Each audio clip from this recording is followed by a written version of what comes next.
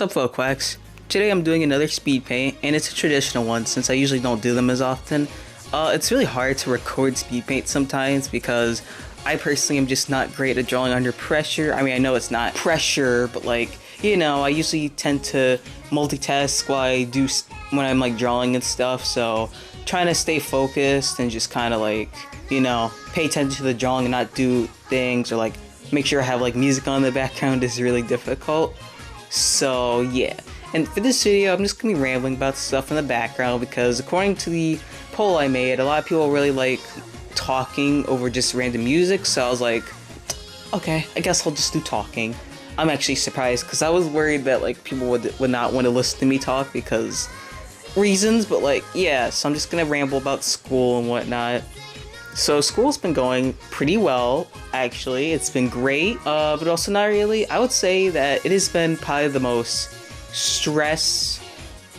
least stressful semester I've had so far. And I'm not trying to, and I hope I don't jinx myself because the other past few semesters have been so terrible that I'm just like, just being able to show up to school and like, just draw and then go home, or just sit and lecture for like an hour and then go home is like, amazing. It's been a blessing compared to like what I've had to go through for like the past 2 years. Well, yeah, 3. Anyway, so I'm taking 4 classes on paleoanthropology, which is just paleontology and anthropology combined. So it's like paleontology is about like alright, I already forgot. I know paleontology is like about fossils and stuff, and then anthropology is about like, it's like a more scientific approach to sociology, I think. I think it's more about like culture, and sociology is more of like why do people do the things that they do, and the anthropology is like the origins of that or something like that, I guess.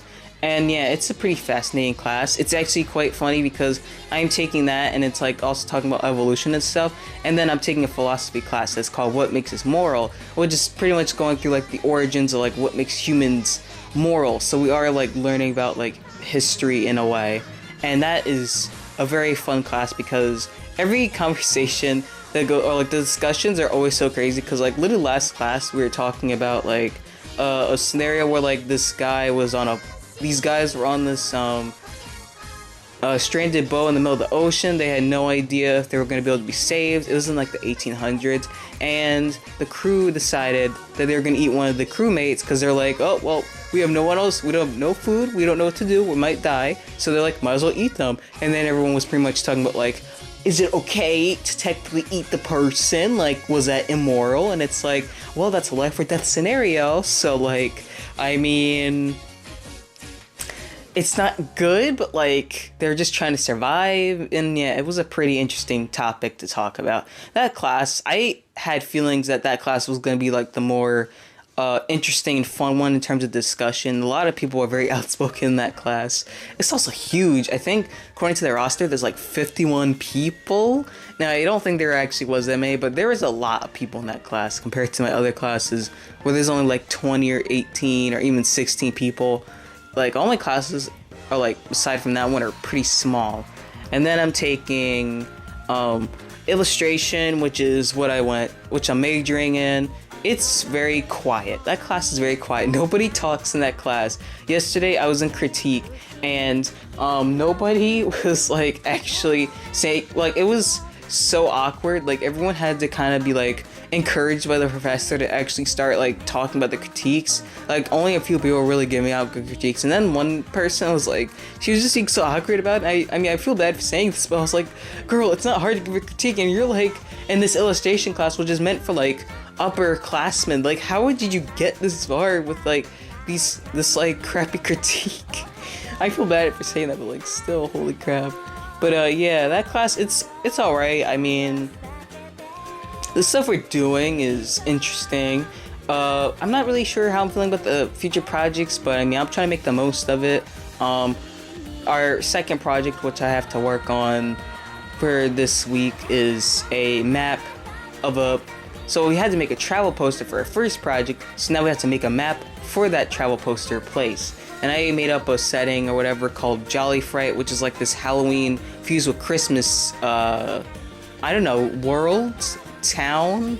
I'm not sure. I just kind of came up with it on the spot because all my other ideas felt very bland, even though they were interesting, but I was like, nah, I think I'll just go with Christmas fused with Halloween because they're like my 2 favorite holidays.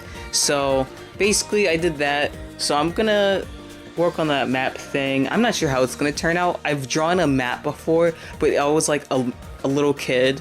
Wait, no, I was in like middle school, and it was like it was a bootleg treasure map because I was trying to make like a legit treasure map thing. I even use like a tea bag to like add the stains to it to make it look old, and like I even cut in some like little dents to make it look worn down, and it does look pretty legit for a map. Like if it was more refined, I'd be like, oh, that actually looks like a real treasure map.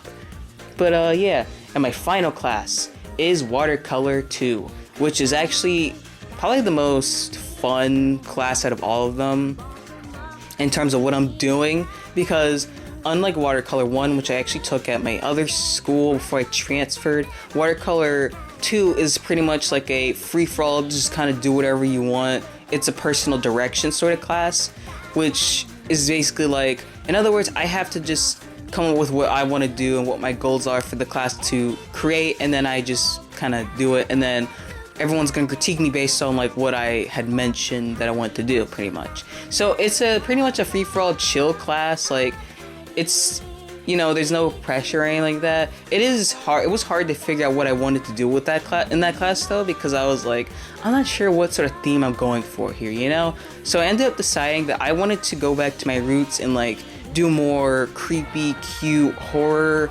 macabre art, because like some of my older art was a lot more dark and gory and like very scary, but like still cute, and I haven't done that in a while. I feel like with my art, I noticed that it's just become a bit too sanitized, and I want to like go back to what it used to be, where it was more, you know, people had a reaction to it. I want people to react to my art, and when I say react, I mean like they just like, oh, that's cute, oh wow, and that's it. Like I want people to look at my art and actually like look at it and actually like think about like what's in the picture and like the symbolism, how it makes them feel.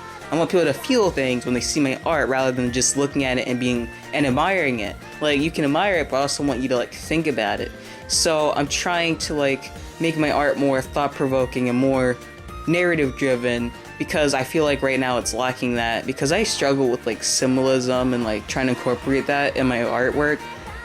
Just because it's like hard, because I don't want it to be too blatantly obvious, but I don't want it to be too vague either, because I do like when people try to like interpret meaning, but at the same time I don't want people to be like so off the mark that it's like completely out of left field. Like for example, let's say I drew a picture and it was like this really dark, I don't know, picture, and it was about like I don't know, being brokenhearted or whatever, but then for some reason somehow someone misinterpreted it as like I don't know, nostalgia or something. Like they completely missed the point of what it meant. Like that's not what I'm trying to go for, you know what I mean? Like I don't want people to misinterpret it too badly either, but it is interesting to hear like theories and stuff. Like I want my art to be like the kind of art that people can like write essays about. I know this sounds pretentious, but like I want to make art that's like, you know, people can like look at it and they can literally sit there and like find all these different things about it. Like that's the type of art I want to make. So I really hope that class like really pushes me forward. Pinterest has been very helpful with inspirations. I'm getting all these cool ideas. The first painting I did so far is about nostalgia. I could have made like a Speedpaint for it, but I did not, because one, it took a while to do. I was like trying to like finish. It took like a few days, and two, I started it already in school, and I don't think I would feel comfortable recording in the studio, because I was like, eh. So I was like, I might as well just not do it. But like, if I did a smaller one, I might do one. I'm not sure. Or I could just do a video where I'm just explaining the picture, but I feel like that'd be boring. So I don't know. We'll see. I might do speed paints for like the smaller paintings. But anyway, the first painting, which I'll probably make as a community post eventually, is pretty much about like nostalgia and like how the loss of childhood innocence, pretty much. Like, I know that sounds dark. The picture itself isn't as dark as it sounds. It's actually still pretty like bubbly and cute. It just has this like underlying sense of dread to it, but like it's still colorful. That's like the kind of vibe I'm trying to go for. At least for that picture, there's a lot of like dreariness. But yeah, the whole picture is about like childhood nostalgia and like the loss of innocence. I like how, you know, when you get older, you know, that nostalgia can become more and more painful, and like you start to like, you know, you start to long for your childhood again, but at the same time you're like, was it really good though? Because it wasn't, but it also was, but also like, it wasn't. You know what I mean? Like when people will talk about like I remember there are times where I wanted to play games that I used to play as a kid, and then I played them, and then like, I didn't like them as much, and I was like, how did I like this game so much as a kid? And then I remembered, oh right, nostalgia. Because that's the thing about nostalgia, it like makes you think something was better than it actually was, but in reality, it wasn't as great as you thought it was.